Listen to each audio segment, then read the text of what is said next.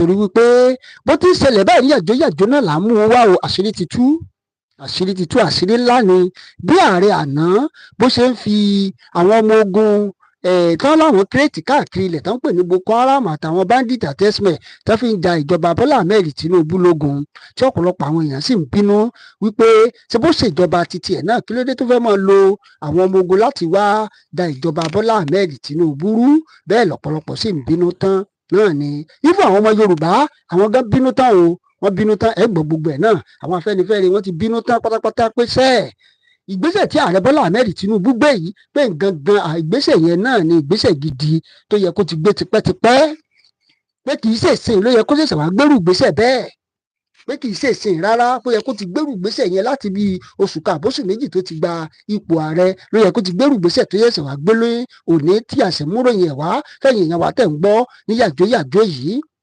ẹjọ́ bẹ́ẹ̀ tí ń wọlé yẹn máa bá láìkè bá wa ṣíà, ẹjọ́ ẹ máa bá subscribe sórí ìkànnì yìí torí wípé gbogbo ẹ̀ náà là ń mú wá fún yín ní kíákíá báyìí o, ẹ̀rí máa jẹ́ mi ìṣó ó ti wà lórí ètò lónìí. ẹjọ́ bẹ́ẹ̀ tí ń wọlé yẹn ẹ kàn máa bá láìkè bá wa ṣíà rẹ̀ ni. mo kí wa o, mo kí wa a kú ìsinmi ọjọ́ tòní òní ọjọ́ kìíní oṣù kẹsàn-án ọdún 2024.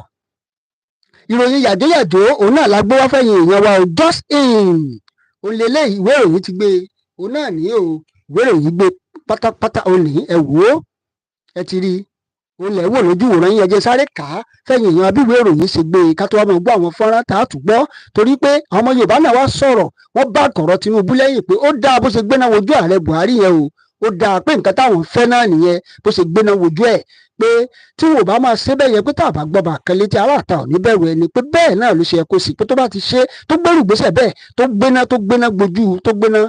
kojú ààrẹ Buhari pé ìyẹn ló jẹ́ kó tètè dáa tó jẹ́ kí gbogbo nǹkan tó rùn kó tán lẹ̀ lórílẹ̀‐èdè yìí. ẹja sáré gbọ́ná bí ìwé ìròyìn ṣe sọ lónìí òun náà lélẹ̀ olè ń wò lójú wò rẹ̀ ẹjẹ́ sáré kà á sí wa létí. ó ní just in Tinubu declare war on bandit, other minister military chiefs to relocate to Sokoto immediately ni bàbá yẹn sọ immediately pé ẹ lọ síbẹ̀ ẹ dáná sun gbogbo bẹ̀, máa ka gbogbo ẹ̀ náà lẹ́ máa gbọ́ pé ká jẹ gbogbo bẹ̀ run tó bá ti rí i pé ẹnìkan pé òun ló gbàbọ̀dè fún Nàìjíríà tó fẹ́ kí Nàìjíríà ó ṣe wípé gbogbo ilé táwọn náà kinní kan sọ pé kinní kan kò sí ní tó jọ kò sí ní tó jọ ẹ lè jókòó síbì kan kẹ́ ẹ máa domi àlàáfíà orílẹ̀-èdè rú kẹ́ ẹ máa sọ wípé wọn ò lè fọwọ́ kàwé èèyàn yín wọn ò lè fọwọ́ kàwé èèyàn yín ẹ ṣé jàre bàbá mi ẹ ṣé mò ń rọ́wọ́ yín ẹ ṣé o ẹ ṣé fọlọ́run sọ Sunday ẹ ṣé bẹ́ẹ̀ ṣe wọlé ẹ má bá aláìkẹ́ bá wa ṣíà. ẹ jẹ́ sáré kà á sí wa létí kẹ́ ẹ gbọ́ nǹkan tí ààrẹ Bọ́lá Ahmed Tinubu sọ o òun náà mo sọ yẹn.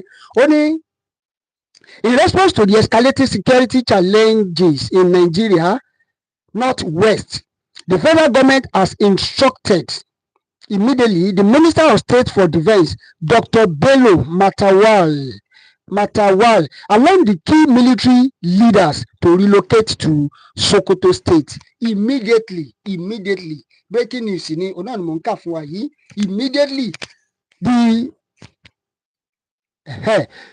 the strategy move is aimed to intensify efforts to combat the persistent threat of banditry, kidnapping and terrorism in the region. ẹ rí i pé àdúgbò yìí wọ́n ti sọ di nǹkan wọ́n tẹ̀ tí wọ́n sọ dà sábàá tó o bá ti ṣe bandit tó o gbowó o tí gbèlú àwọn olórí wọn ò dẹ̀ rí nǹkan kan ṣe sí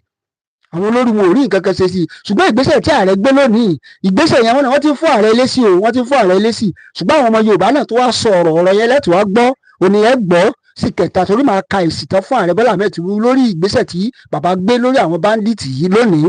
ẹja sáré gbọ́ ti bí ìwé ìròyìn ṣe sọ náà. wọ́n ní the directive was confirmed through a statement released by Mr.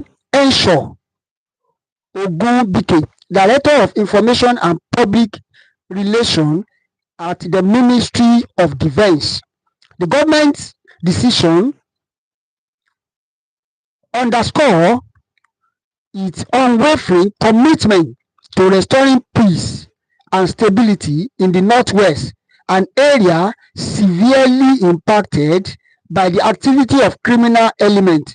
During his time in the region, Dr. Matawal will oversee military operations and ensure that notorious bandits, kidnapper, terrorist leader Bello Toji and his gang are neutralized.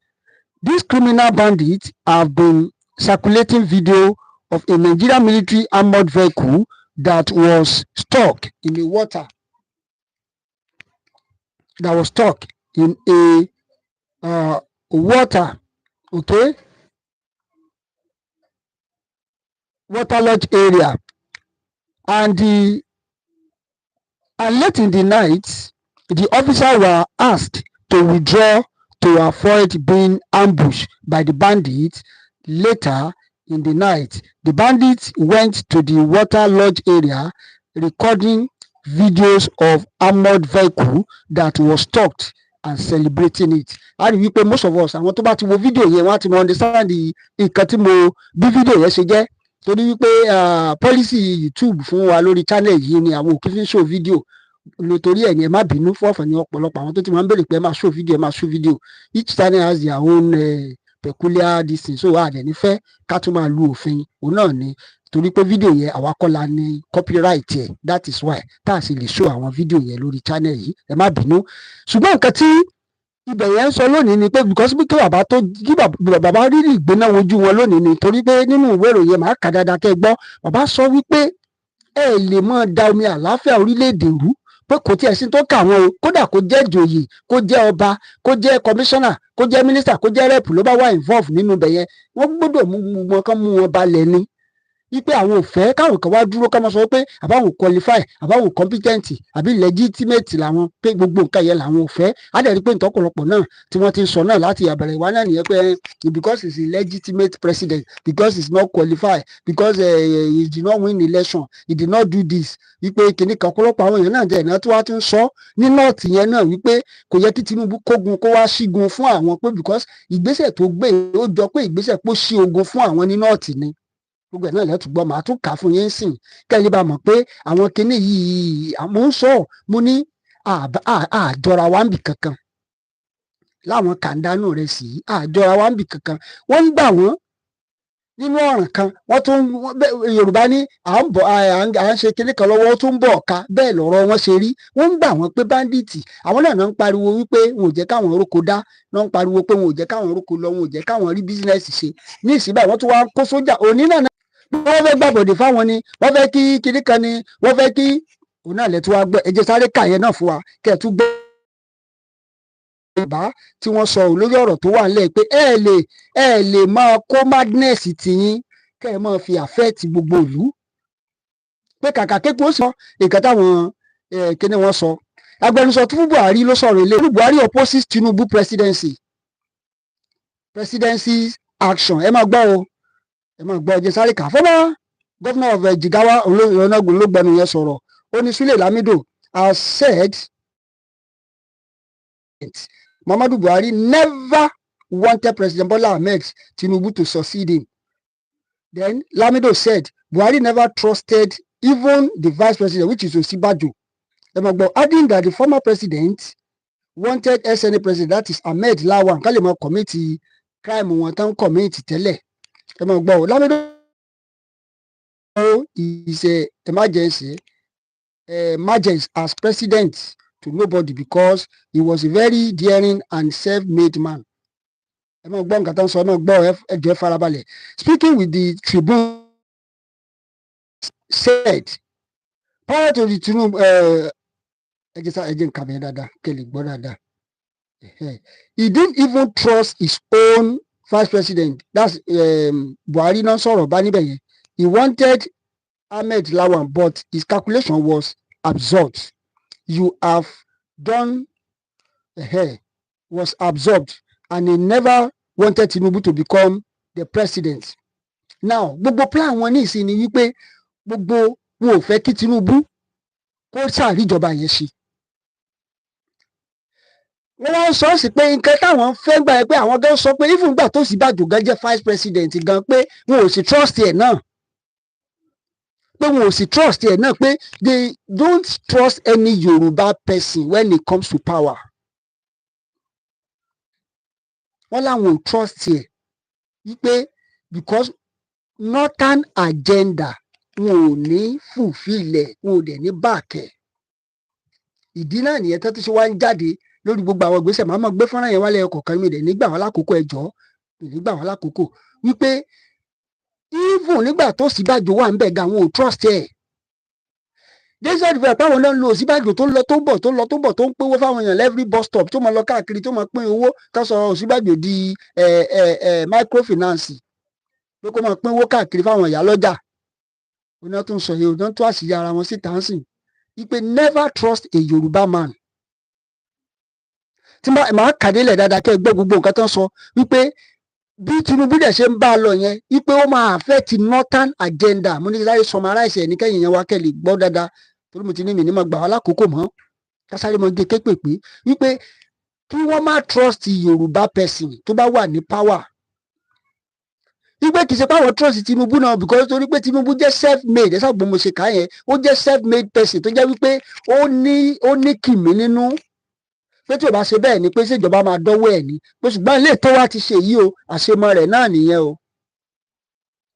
àṣemọ rẹ̀ náà nìyẹn o pé nǹkan táwọn dẹ̀ ń gbogbo ìgbìmọ̀ràn àwọn ní nọ́ọ̀tì ní ìsìn ó ní wípé bí Tinubu ò ṣe ní ríjọba mi ṣe mọ́ làwọn ò mọ̀ gbà àmọ̀ràn báyìí làwọn ń gbèrò báyìí gbogbo ìmọ̀ràn àwọn nìyẹn bí ò ṣe ní ríjọba mi ṣe mọ́ ẹ jẹ́ mọ́ kà á síwájú sẹ́ẹ̀dẹ̀ kẹ́lẹ̀ gbọ́ torí nígbà tí wọ́n sàn sọ̀rọ̀ yẹn wípé àwọn o ní tàwọn nǹkan táwọn fẹ́ ó ní northern agenda pé anybody tó bá dẹ̀ ti ń dé tí ò bá ti fara mọ́ northern agenda a jẹ́ wípé ẹnìyẹn ò tí ì ṣetán láti rúùlù orílẹ̀-èdè yìí. Wọ́n bẹ̀rẹ̀ sí ní threatening immediately yẹn náà làwọn ọmọ Yorùbá náà táwọn náà ti jáde again táwọn náà tó ti sọ̀rọ̀ wípé kò sí ní tó jọ. Yorùbá groups won against removing President Bola Ahmed Tinubu. They now said if ẹ jẹ́ kí n kà á so that kó lè yọ dáadáa. Yorùbá group won against Bola Ahmed Tinubu say Southwest will secede if they eventually remove Bola Ahmed Tinubu. So ṣé mo pé nǹkan tí níjọ́ òní tí mo gbé ọ̀rọ̀ kan wá tí ọ̀rọ̀ pa bàbá Adébóyè tí mo ní Délé Fárótìmí sọ̀rọ̀ kan pé nítorí pé Tinubu jẹ́ ààrẹ orílẹ̀-èdè yìí sìn ó ní wọ́n ṣe gbé ẹ̀ṣẹ́ Koiki Media ẹ̀ṣẹ́ wípé nítorí pé bàbá olóyè Sunday Igboho àti bàbá ọmọ kìíní pé torí pé Bọ́lá Tinubu ti jẹ ààrẹ ń sìn pé torí ẹ̀ ni wọn ò ṣe jẹ́ kí wọ́n gbégbèsè lórí movement Odùduwà nation mọ́. Mo dẹ̀ sọ èyí náà ṣàtúgbọ́ ẹ̀túgbọ́ lẹ́nu bàbá mi náà Ọláyẹmí Kóìkì ẹgbọ́n tán sọ wípé kì í ṣe pé àwa náà ń gbégbèsè mo dẹ̀ sọ mo ní kì í ṣe gbogbo aṣọ lèèyàn sá lóòrùn. Ẹni pé àwọn yíbò yẹn náà kì í ṣe gbogbo nǹkan tẹ́ ń gbọ́ online lórí àwọn yíbò yẹn ní nǹkan tí ó ń ṣẹlẹ̀ àìmọye thousands of things táwọn yíbò yẹn náà ń fà lábẹ́nú tó jẹ́ wípé kì í ṣe gbogbo ìwọ̀nba náà kàn sọ síta tó ń gbé ìgbésẹ̀ tó dẹ̀ ń gbé yẹn ìgbésẹ̀ tó lè dà lúrú ni bọ̀ Yorùbá ò ní gbé ìgbésẹ̀ yẹn. Torí bàbá Délé Fárótìmí sọ́jà yẹn wọ́n ti abandon Yorùbá nation wọ́n abandon Yorùbá nation wọn ò ṣe mọ́ torí pé Bọ́lá Ahmed Tinubu òun náà tó wá ń sọ ń sìn. Gbogbo nǹkan tó jẹ́ kémi wá gbéròyìn wá fẹ̀yìn èèyàn wa náà ni wípé apá kan ó fẹ́fọ̀ wa apá kan kò fẹ́fọ̀ wa ṣùgbọ́n gbogbo ẹ̀ náà èmi a máa ń sọ wípé kó lè da náà ni gbogbo ẹ̀ ó padà já sí ibi kan ibi ire náà ni ó padà já sí ẹ ṣé gbogbo ẹ̀yin tẹ̀ ń kọ́mẹ́ǹtì. Yorùbá groups one against Tinubu say Southwest will secede olele pé Southwest pé they will secede. Now is it now that you know that you want to secede because they want to remove Bola Ahmed Tinubu because Tinubu is ready to wage war against northern machineries because Tinubu want to wage war against people. Most all of us we watch the video now tó ń fi APC àwọn personnel carrier àwọn military tí wọ́n fi ń jó tán kọrin tán yìnbọn sókè they are doing live TikTok. Wọn ò rí nǹkan kan ṣe sí ẹ ṣé jàre bàbá mi Ọ̀kẹ́ Owó Táíwò Koiki Media ẹ ṣé wọn ò rí nǹkan kan ṣe sí wípé àwọn tó ń jó yìí ṣé bíbí kan náà ti jó Tọ́jí Bello yẹn ṣé ẹ rántí pé Tọ́jí Bello yẹn wọ́n ti tì mọ́lé tẹ́lẹ̀ kó tó di pé àwọn àgbààgbà Fúlàní ká tó sọ wípé kán rìlíìsì ẹ̀ fáwọn ìtòsí ń bí àwọn ọmọ Yíbò náà nù nìyẹn pé tó bá fi lè rìlíìsì Tọ́jí Bello tó rìlíìsì àwọn bandit leader kí ló dé tí wọn ò lè rìlíìsì Nnamdi Kanu. Olódè ń bí àwa ti Yorùbá náà nú pé ẹ free olóyè Sunday Igboho náà ẹ jẹ́ kí bàbá yìí náà máa ṣe business ẹ̀ lawfully kí bàbá yìí máa ṣe business ẹ̀ lawfully. Ó ní olóṣẹlẹ̀ yìí so ẹ̀yin gúrùpù kan wá dìde nísìn I'm talking about over 100 so Yorùbá has more than 100 groups. They now come out ẹ jẹ́ kí n kà á ẹjọ́ mi fẹ́ gbà wá lákòókò ẹ jẹ́ kí n kà á. no fewer than 100 southwest groups. ẹjọ́ tí gbogbo southwest group yìí tá a bá wá pawọ́ pọ̀ tá a bá kọ̀pọ̀ olóyè Sunday Igboho ẹjọ́ sáà ní rọ́nà lọ báyìí. ṣé ẹni pé Yorùbá àwa gan là ń ṣera wa báyìí o àwa gẹ́gẹ́ ní kàńdá nínú ìrẹsì tá à ń sọ yìí. torí pé tí gbogbo àwọn èèyàn yìí tí gbogbo wa bá pawọ́ pọ̀ tá a ṣera wa lọ́kan tá a bá kọ̀pọ̀ olóyè Sunday Igboho ẹjọ́ ṣé àní tètè gba nǹkan tá a fẹ́ gbà. torí tèmi bá ti rí àwọn nǹkan kan báyìí tó yẹ pé ó máa ń dùn mí ni ó máa ń ká mi lára ni. bí ká ti gborílẹ̀-èdè kí gbogbo wa ká máa jó ká máa yọ̀ ni. mo máa ń rí fídíò tó láyé mi kò ìkí tí bàbá máa ń ṣe tó máa lọ káàkiri èlé mò ń wò kẹ́ tí bàbá ń ṣe nínú bóyá shopping mall kan lónìí bí gbogbo everything ti wà organize. kí ló dé? Yorùbá ti gbàjọba, Yorùbá ní TV station, Yorùbá ní radio station, Yorùbá ní stadium, Yorùbá ní everything. We have university before some countries in Africa, even before the European countries. But why are we failing? Máa ń dùn mí ni. So we have all this group and you cannot come out. Kẹ́ bá kọ̀pọ̀ olóyè Sunday Igboho because torí pé wọ́n fẹ́ yọ bàbá yín nìsín ẹ ti rí i pé wọ́n ti fẹ́ gbógun ti bàbá yín ẹ̀yin wá ń dìde sí pé if they should touch Tinubu o we are ready to secede. Ó bá ṣe o. Ẹ máa gbọ́ ẹjẹ̀ ń kà délẹ̀ kó lè yí wa dáadáa kẹ́ má sọ pé bóyá àìsàn no fewer than 100 southwest group under the aegis of Alliance for Yoruba Democratic Movement, that is AYDM, have condemned call for a military taking over, saying is an unwarranted. The group, which faulted the promoter in Lagos and the military group of Nigeria could resort, said a military coup in Nigeria could result in secession. AYDM insisted that the lasting solution to Nigeria's social conflict was ethnic self-determination. Social conflict was ethnic self-determination. Argued that the potential of the Yoruba people had been stunted and it was time they left as an alternative to violence and coup. So now you are now saying that if they should plan and remove Tinubu, that you people are ready to go. So ẹjọ́ níbo lẹ forúkọ sí tẹ́lẹ̀ nígbà tá à ń pariwo Yorùbá nation now Yorùbá nation now. So ẹ̀yin kan dé ìjókòó síbì kan ẹ̀jẹ̀ síbẹ̀ ni pé kò kàn yín. Ṣùgbọ́n nígbà tí Tinubu náà rẹ́dí ní láti gbéná wojú Buhari ń sìn wípé ẹ lè máa fi báńdíìtì kẹ́ máa fi dàlúrú. Ẹ máa fi báńdíìtì láyé Buhari wọ́n sọ fún proscribe àwọn kìíní kò rí wọn proscribe. Wọ́n fẹ́ proscribe Yorùbá nation gbà yẹn ẹ rántí. Tẹ̀bí ìgbà yẹn náà ṣe lọ kógun jalè olóyè Sunday ọmọ Adéyẹmọ. Èèyàn tí ó ṣẹ̀ tó ń béèrè fẹ́tọ̀ ẹ lọ kógun jalè ẹ̀. Sáwọn náà wá nísìmí sí àwọn náà ò lè nísìmí torí àwọn alálẹ̀ ilẹ̀ Yorùbá ò ní jí kán nísìmí. Ẹ mọ̀ pé mi ò ṣépè lórí ètò ṣùgbọ́n àwọn nǹkan kan wà tó yẹ pé ọ̀kàkà ní èyí tó ń wí ó ní káró òwúrọ̀ mọ́ ní láìkìkì máa ṣépè ṣùgbọ́n ẹ gbọ́ irú nǹkan tó ń ṣẹlẹ̀ lọ́wọ́lọ́wọ́ báyìí ẹ rí i pé wọ́n kó àwọn sójà lọ ní ìsìn pé wọ́n ní gbogbo APC tí wọ́n gbà mọ́ pàṣẹ kárí àyè wọ́n ní kó gbà padà. Gbogbo àwọn tó bá dé wà involve wọ́n ní kàn jẹun pátápátá kí wọ́n kógun lọ sí Sókótó kógun lọ sí Sáfàrà kógun lọ sí Borno gbogbo bí tó bá ti rí wọn. Ṣùgbọ́n nǹkan tó wọ́n ń dùn mí jù náà ni pé ẹ̀mọ̀ páwọn náà pọ̀ jù nínú military leader yìí ó lè dọ̀là ń sì ká tó máa mú kíní iṣẹ́ ó lè dọ̀là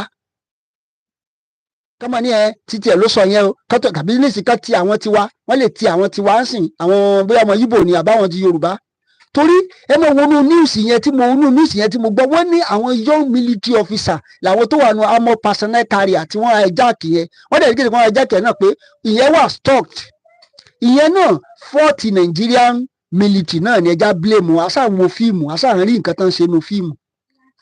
For you to go and combat a kind of thing you must know the physical assessment of the place asáwọn fíìmù asáwọn rí nǹkan tó ń ṣe èyí tẹ́ fẹ́ lọ báwọn èèyàn jà mọ bí environment yẹn ṣe rí mọ bí tẹ̀rẹ̀ yẹn ṣe rí kẹ́ tó gbé àmọ́ personnel carrier náà lọ ẹ jẹ́ ká blame àwọn ọ̀gá wọn náà torí wọ́n fẹ́ fi àwọn ọmọ ọlọ́mọ wọ́n fẹ́ fi wọ́n rúgbó ni. ìtí òjé kí Nàìjíríà kó dẹ̀ ṣe kí ni kó tòrò náà nìyẹn.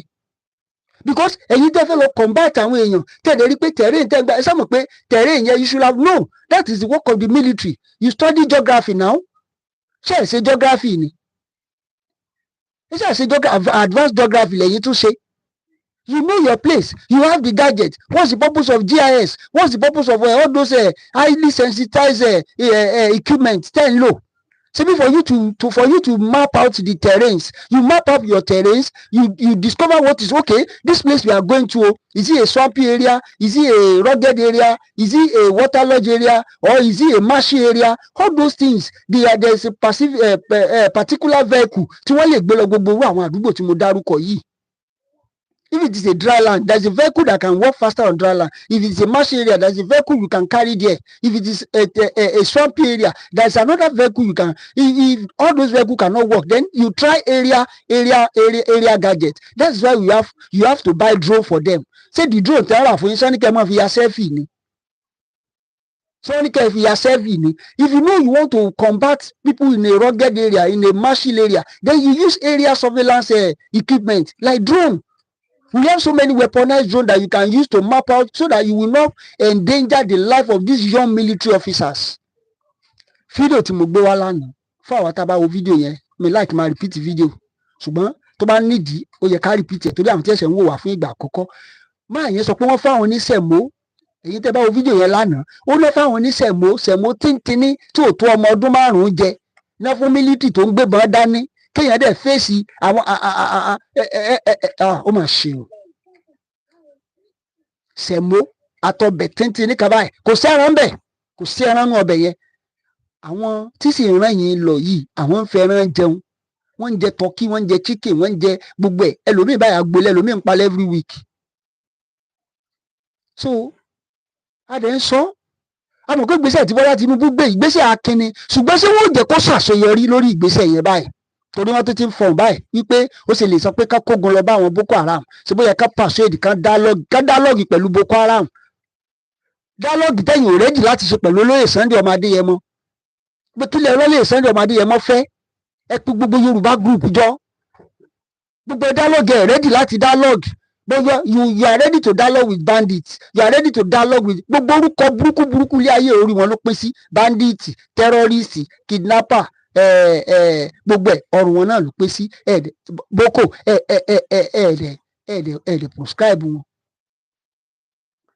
Àwọn tẹ́bí tí wọ́n ń blame jù làwọn ọmọ Yorùbá tán sọ wípé self determination la fẹ́ o a máa secede ní o tí Tinubu ò bá ti tètè ṣe nǹkan tá a fẹ́ tó ń dùn mí jù ní so ẹ̀yin wà láyé lólóyè Sunday ọmọ Adéyẹmọ sì ń pariwo pé ẹ já máa lọ ẹ support wa ẹ gbowó yín dákẹ́ ẹ keep mute.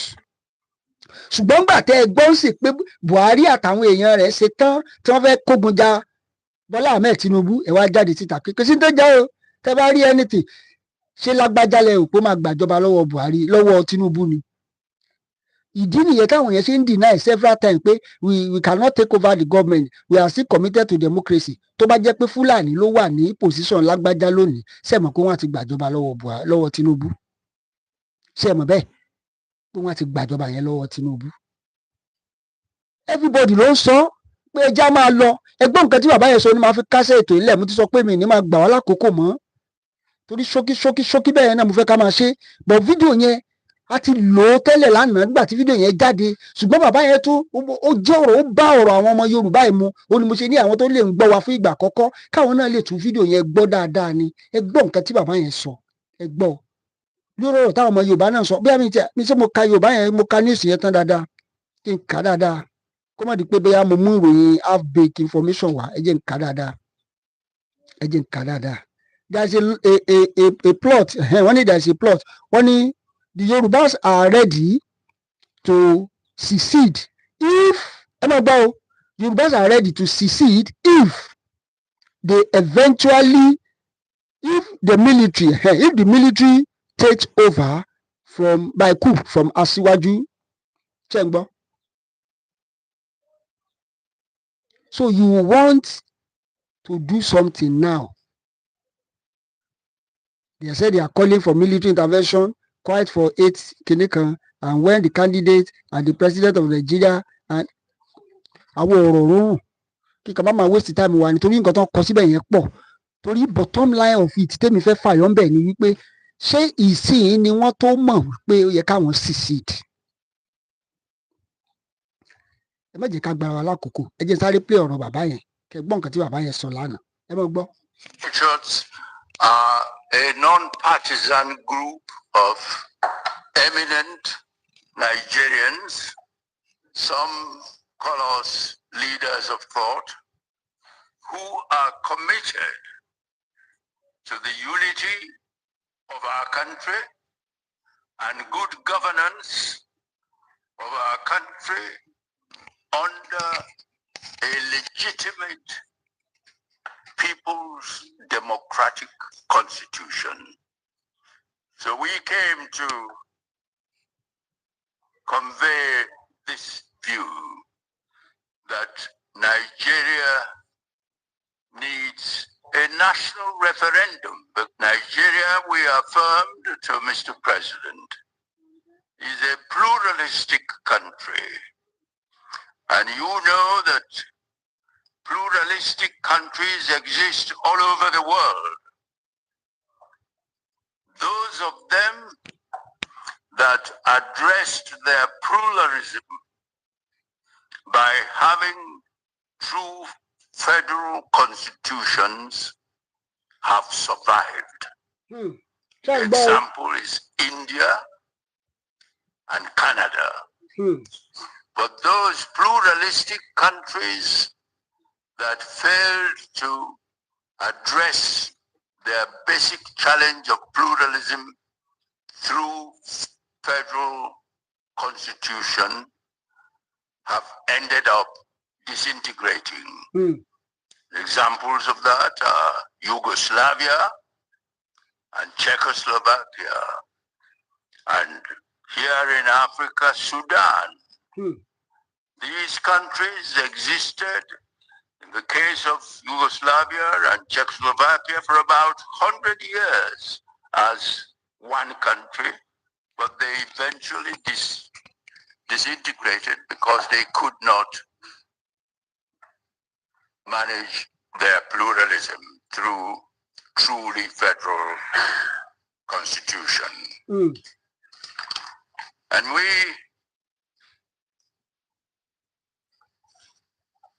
put some proposals to Mr. President, and we urged him to send a president's executive bill to the National Assembly, a bill that will call for two essential measures. One, the convening of a National Constituent Assembly to be mandated to produce a new draft constitution. And we suggested that such National Constituent Assembly should consist of individuals elected by the people on non-party basis.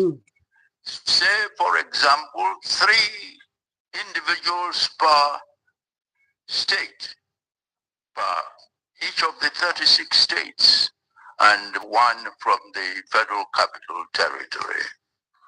And they should be mandated to produce a new draft constitution.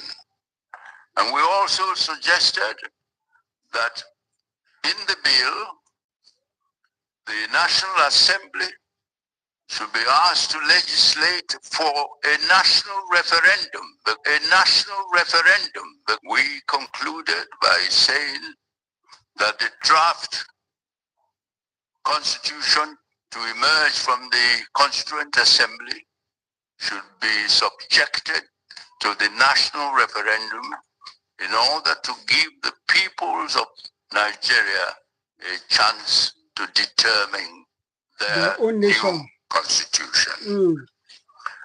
We also ẹ ṣáà ti gbọ́ bẹ́ẹ̀ látẹnu bàbá yẹn kí má bàa máa tún máa gbà wá lákòókò jù. ẹ ti gbọ́ láti ẹnu bàbá yẹn. Àkókò tó yẹ kí gbogbo wa jọ fọwọ́sowọ́pọ̀ ká jà fún orílẹ̀-èdè Yorùbá lélẹ̀. ẹ wá ti torí kó bóyá ọmọ ẹ̀yin ò lè ṣèdí bẹ̀bẹ̀rẹ̀ kẹfìlẹ̀ kẹ̀sídìí ọmọ ẹlòmíì kan wá ní ẹni torí pé aṣíwájú ló ṣèjọba lọ́wọ́ a lè béèrè fẹ́tọ́ wa, ṣùgbọ́n tó bá mọ̀ pa fẹ́ yọ aṣíwájú ìgbà yẹn lẹ́mọ̀ wípé ó yẹ ká gbé ìgbésẹ̀ o, ó yẹ ká gbé ìgbésẹ̀ o, ó yẹ káwa náà. Kò yẹ kó rí bẹ́ẹ̀ náà. Tí wọn ò bá wá yọ aṣíwájú tó bá eventually lo 8 years náà, ìyà yìí náà máa pọ̀ náà tó gẹ́ẹ̀. Lẹ́yìn ọdún mẹ́jọ yìí ẹlòmíì ó tún dé, wọn náà ó tún kọ̀ǹtínú ibi tá aṣíwájú bá wa dé ni. Ìdí nìyẹn tó fi yẹ kí gbogbo wa náà ṣe kíni ká tètè gbé ìgbésẹ̀ akin báyìí. Ká sọ̀pọ́ọ̀tì, ẹ já sọ̀pọ́ọ̀tì olóyè, ẹ sọ̀pọ́ọ̀tì Sunday Igboho. Ẹ jí gbogbo wa náà tètè gbé ìgbésẹ̀ akin ká lè tètè lè dé ilẹ̀ ìlérí tá à ń lọ.